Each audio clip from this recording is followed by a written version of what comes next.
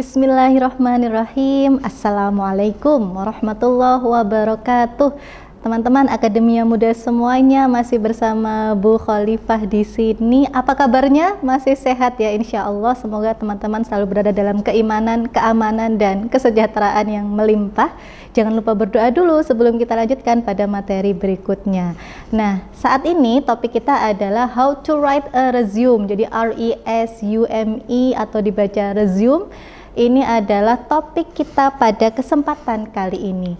Nah, tujuan pembelajarannya juga terbagi dalam komponen teoritis dan praktis, yaitu secara teoritis kita mengetahui, mampu mengidentifikasi apa sih perbedaan antara CV, kurikulum vitae, dengan resume itu sendiri, kemudian bagaimana membuat resume. Berikutnya, bagaimana membuat resume itu adalah bagian dari tujuan pembelajaran kita pada sisi praktis. Nah, teman-teman, ini ada pertanyaan yang bisa dibaca di layar. How would you identify this? Kita sering dengar nih kurikulum vitae atau CV, tapi juga di sisi lain ada resume. Sebenarnya ada hubungan apa di antara keduanya? CV itu lebih lengkap daripada resume. Jadi dua-duanya sama-sama sebuah naskah dokumen yang menceritakan atau mendeskripsikan profil diri kita, masih terkait dengan komunikasi ketenaga kerjaan atau bagian dari naskah yang kita kirimkan untuk melamar pekerjaan tertentu setelah cover letter tentu saja ya. Nah, kurikulum vitae ini lebih lengkap dan biasanya jumlah halamannya juga lebih banyak dibandingkan resume. Jadi dia berisi profil diri kita, secara sosiodemografis kita itu seperti apa, mulai dari nama, kemudian barangkali profil keluarga, kemudian education maksudnya pendidikan, latar belakang pendidikan, pekerjaan sebelumnya, achievement yang kemudian kita raih sebelumnya itu apa saja, itu dijabarkan secara detail dan lengkap pada CV atau kurikulum vitae. Tapi kalau teman-teman kemudian pernah melihat sebuah berkas yang mendeskripsikan profil diri dan cuma satu halaman nih biasanya, maka itu disebut dengan resume, karena sesuai namanya resume itu berarti ikhtisar ya, atau ringkasan. Jadi rangkaian deskripsi diri yang dipaparkan secara ringkas untuk memudahkan pihak yang dituju supaya bisa dengan cepat mengidentifikasi kesesuaian profil diri pelamar kerja dengan pekerjaan yang dilamar. Jadi secara ringkas CV versus resume ini berbeda dari panjang konten, karena kurikulum vitae biasanya sampai 3 halaman, 2 sampai 3 halaman, sementara resume tadi seperti namanya cukup 1 halaman saja. Kemudian tujuannya kalau CV atau kurikulum vitae itu dipaparkan supaya pihak pembaca atau penerima CV itu mendapatkan profil yang lengkap dan detail atas diri kita. Kalau resume itu tujuannya adalah supaya pihak penerima itu dengan cepat mampu mengidentifikasi apakah profil diri kita itu sesuai dengan pekerjaan yang dilamar. Tentu saja layoutnya juga biasanya berbeda ya, karena untuk kemudian memadatkan yang tadinya 2-3 halaman menjadi 1 halaman itu tentu membutuhkan penataan atau setting desain yang berbeda dibandingkan dengan CV, karena bagaimanapun meskipun ringkas, resume tetap harus dibuat semenarik mungkin. Nah, mari kita lihat, ini adalah contoh CV atau kurikulum vitae. Ini adalah bagian pertama dari 3 halaman sebenarnya. Kita cek dulu, ini ada Oktovani Wulansari. Nah, menurut kalian apa yang perlu diperbaiki dari CV ini? Atau sebenarnya CV ini sudah sempurna? Kita lihat dari nama, oke, nama lengkap ya, dari lahir sudah diberi nama seperti itu saya kira. Kemudian fotonya, nah tentu fotonya ini bisa dianalisis terlalu informal ya untuk sebuah pekerjaan yang membutuhkan CV yang lengkap untuk bagian dari melamar pekerjaan. Jadi teman-teman diperhatikan cara menempelkan foto pada CV atau juga bahkan pada resume. Jangan sampai hanya karena kita terlalu sayang dengan jas alma mater sebagai seorang fresh graduate misalnya ketika melamar pekerjaan, kemudian foto berjas alma mater itu yang ditampilkan. Tidak juga, itu bagian dari hal yang tidak direkomendasikan untuk ditempatkan pada CV maupun resume, yaitu menempatkan foto dengan jas alma mater. Kecuali memang bunyi advertisingnya atau iklan untuk melamar pekerjaan tertentu itu memang ditulis seperti itu, harus foto dengan jas alma mater, tapi itu biasanya tidak pernah terjadi ya. Kalau terjadi itu malah bagus, teman-teman bisa posting di bagian komen YouTube kita untuk kita tahu ternyata ada case yang spesial dan khusus. Berikutnya ada about me. Ini sedang menerangkan profil diri secara ringkas. Coba deh dibaca. Itu ada my name is Oktovani Wulansari. Recently I just graduated from Gadjah Mada University. Bla bla bla bla bla bla. Apa yang menarik di situ untuk kita elaborasi? Pertama, bahasa Inggrisnya ya.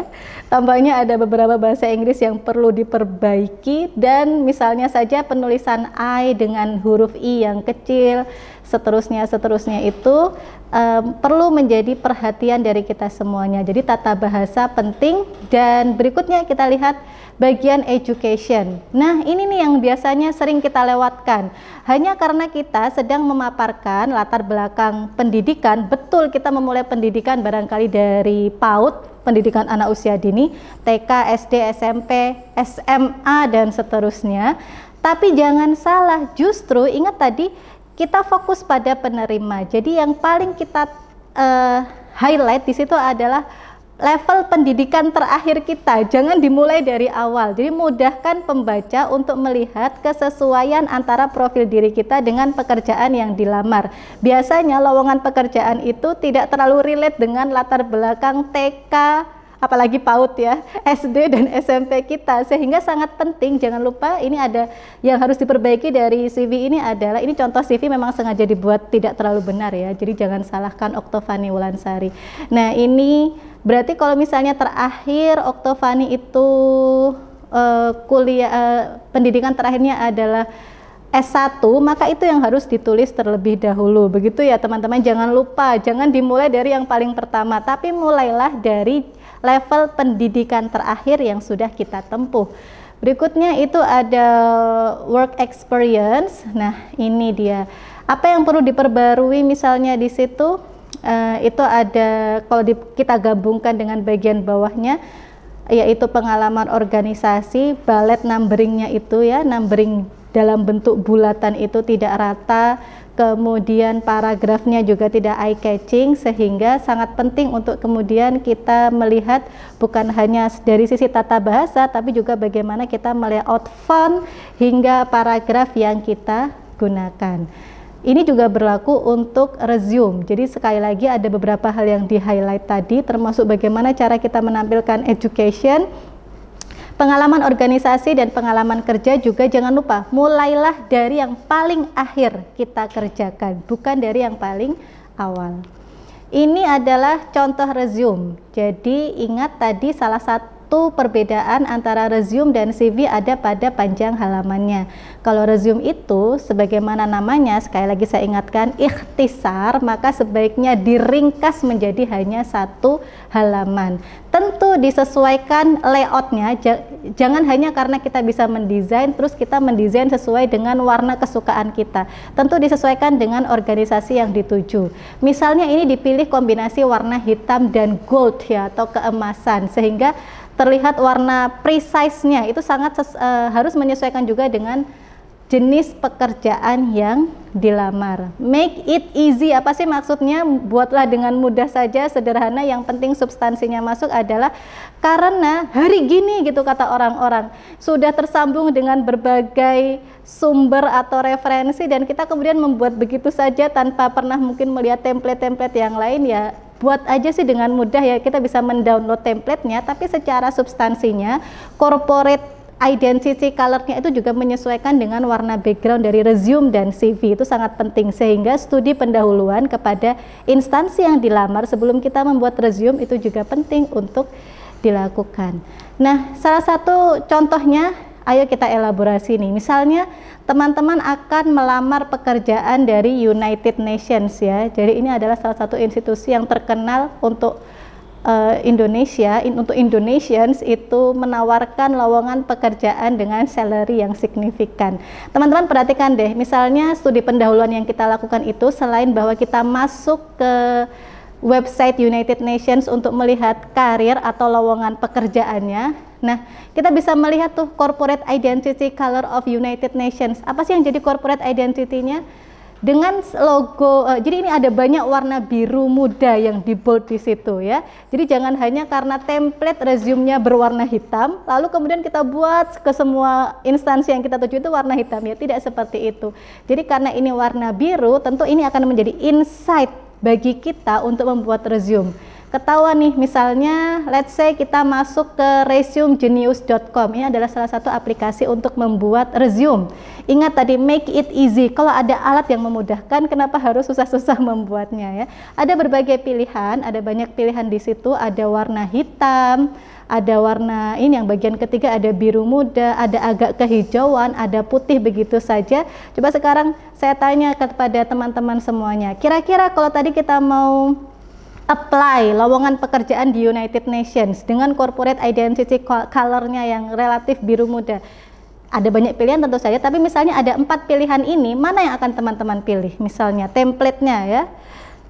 Oke, 1, 2, 3, betul sekali. Tampaknya yang ketiga ini akan lebih cocok karena ada relasinya dengan corporate identity color of United Nations begitu. Jadi atau pilihan berikutnya putih untuk melambangkan profesionalisme misalnya, netral begitu, itu juga, tapi lebih direkomendasikan untuk kemudian menyesuaikan warna resume, warna background resume dengan corporate identity color dari instansi yang hendak kita lamar ya. Nah, ini sangat mudah sekali untuk membuat resume melalui aplikasi resumegenius.com. Ini bukan satu-satunya aplikasi di dunia ini cuma salah satunya untuk menunjukkan betapa sekarang ini sungguh mudah sekali untuk kita membuat resume. Hal yang paling penting adalah kita tahu substansi dari resume itu sendiri sehingga resume yang kita buat itu ada jiwanya gitu ya. Ini misalnya untuk membuat untuk memasukkan atau input level of education, itu tinggal klik misalnya terakhir kali saya lulus dari universitas ya, tinggal diklik bagian college atau university-nya, kemudian tahun lulus dan bulannya. Itu saya mengambil ini, saya screenshot ini sebelum bulan Agustus 2020 ya. Ini tampaknya foto tahun lalu dan sehingga akan kelihatan tuh tulisannya. Jadi dia walaupun secara sistemik dia akan membantu kita, misalnya kalau kita lulusnya sebelum tahun atau tanggal yang akan kita lewati akan ada tulisan can't be later than current date ya. Ya nggak mungkin lah kita bilang sudah lulus di bulan Agustus 2020 padahal kita bikinnya bulan Juli 2020. Itu kan tidak make sense ya. Jadi komputer pun bisa menghitung. Nah, lagi-lagi ini adalah hal yang harus kita perhatikan, sama hampir semua berkas pada ruang lingkup komunikasi ketenagakerjaan, baik itu cover letter, baik itu resume, baik itu CV dan seterusnya, itu punya kesamaan. Yang pertama, ringkas alias tidak bertele-tele, sampaikan tujuan sebagaimana adanya. Kemudian tailor made, dibuat, dirajut, dirakit khusus. Ingat tadi contohnya kalau ke United Nations dengan warna biru mudanya, ya jangan semua yang kita buat itu warna hitam ya, hanya biar kelihatan profesional dan precise misalnya, tidak seperti itu, harus tailor made. Berikutnya highlight achievement and ability, jadi silakan ditekankan pencapaian dan kemampuan yang kita miliki yang terkait dengan pekerjaan yang akan kita lamar, serta fokus pada penerima. Yang paling penting jangan lupa untuk melakukan studi pendahuluan supaya kita bisa lebih fokus pada penerima, tahu background dari instansi yang akan kita lamar yang akan mempengaruhi desain dari CV dan resume yang kita buat. Begitu teman-teman, sampai di sini. Jangan lupa kalau ada pertanyaan atau diskusi diposting di bagian komen, subscribe, like, and share dari YouTube Lab Manajemen Universitas Muhammadiyah Yogyakarta. Sampai bertemu lagi. Assalamualaikum warahmatullahi wabarakatuh.